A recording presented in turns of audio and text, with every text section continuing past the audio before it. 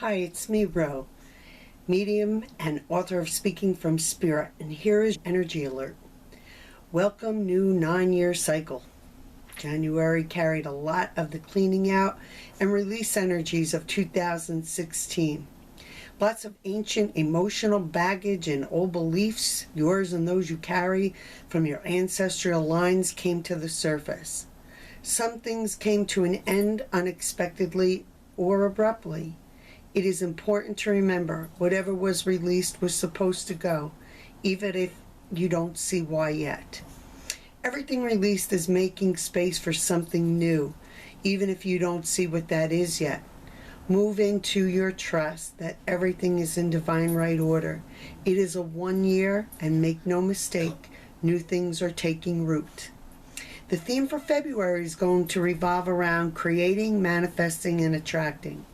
These themes are going to present themselves over and over again, and they will ask, what are you creating, manifesting, and attracting into your life and into your reality? Are you consciously creating or unconsciously creating? How can you create more of what you want and less of what you don't? Sometimes we don't know what we want, and one way to get to find is to know exactly what we don't want anymore. And so that will be a theme in February. Here are some important things to remember about manifesting and creating and attracting. It can be conscious, as in you get a thought and you follow it through to completion. Or it can be unconscious, as in it shows up and comes from your sub or unconscious mind. It can come from your soul, meaning conscious soul creating and attracting is when you intend something and then follow through with guidance, and the synchronicity helps that. Or unconsciously, as a blessing, a synchronicity coincidence that creates something that feels so authentic and fulfills your heart's desire, and you don't know how it showed up. Soul creating and attracting and manifesting fulfills and creates a destiny. But it can also come from the ego. Consciously creating from the ego will sabotage or create self-defeat or resistance or fear or procrastination or distraction. It will undermine us or make us create things that are not fulfilling to us. We just think they will be fulfilling to us. Unconsciously, it can show up as repetitive pain bodies that play over again and again. And where are these things coming from? Ego creates fate. The universe says a couple of things. It says, number one, you can create anything you want.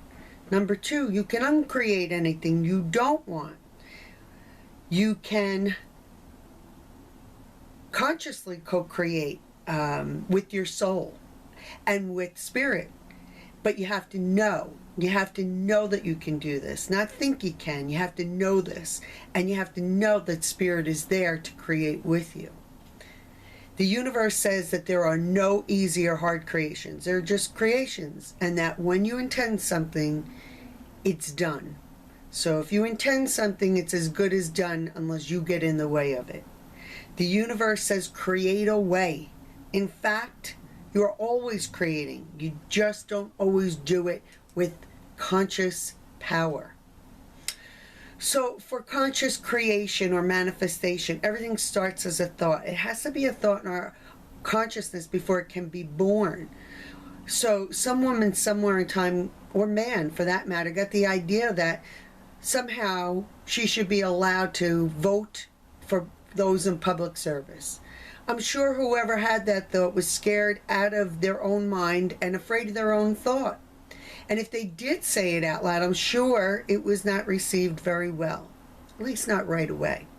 Yet here we are, we women, with the right to vote, at least in this country, because someone got that idea somewhere in time.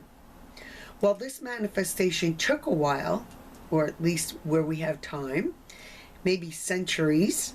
Creation can also happen spontaneously, as in, I think I'll have a cup of tea, and in 5 minutes you make one. It all depends on what you believe and feel is possible, and what internal blocks, such as fear or doubt or distraction, get in your way of manifesting your thought. Before conscious co-creation can occur, one really must subscribe to the belief that we are responsible for everything that shows up in our life, that some part of us created it or attracted it, consciously or unconsciously. Now, this can be hard when it's not something we want. This means there's no room for victim consciousness, as in, how did this happen to me? Why did this happen to me? I must be being punished. I must have faulty thinking. That's victim consciousness. Letting go of that thought alone, or that belief alone, empowers you and allows your soul to create. It can be challenging. In fact, that internal clearing was what was part of 2016 and even up to January of 2017. But it's getting done. For every creation or experience or manifestation you experience or wish to experience, the question becomes, which part of you is doing the attracting or creating or manifesting? Can you do it with more consciousness? Can you create with more power? February will bring these things to light.